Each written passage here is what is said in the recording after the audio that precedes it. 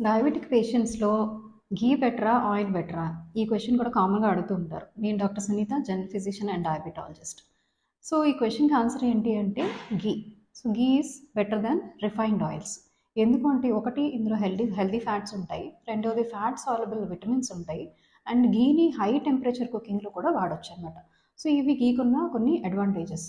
వేరస్ compared to that refined ఆయిల్స్‌లో refine చేసి ఏమవుతుందంటే దానిలో ఉన్న వైటమిన్స్ గానీ అన్నీ కూడా తీసేస్తారనమాట.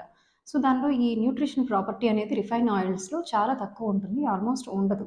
అండ్ హై టెంపరేచర్ కుకింగ్ కూడా అంత పనికిరాదనమాట.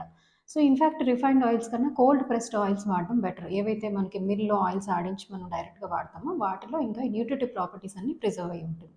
సో, ఘీని ఎవ్రీడే కొద్దిగా లిమిటెడ్ క్వాంటిటీస్‌లో వాడటం వల్ల మంచిదే. అదే ఘీ గాని ఎక్కువ క్వాంటిటీస్‌లో వాడితే అది కూడా సాచురేటెడ్ ఫ్యాట్ ఎక్కువ ఉండడం వల్ల ఏమవుతుందంటే కొలెస్ట్రాల్స్ పెరిగి వేరే కాంప్లికేషన్స్ వచ్చే అవకాశాలుంటాయి.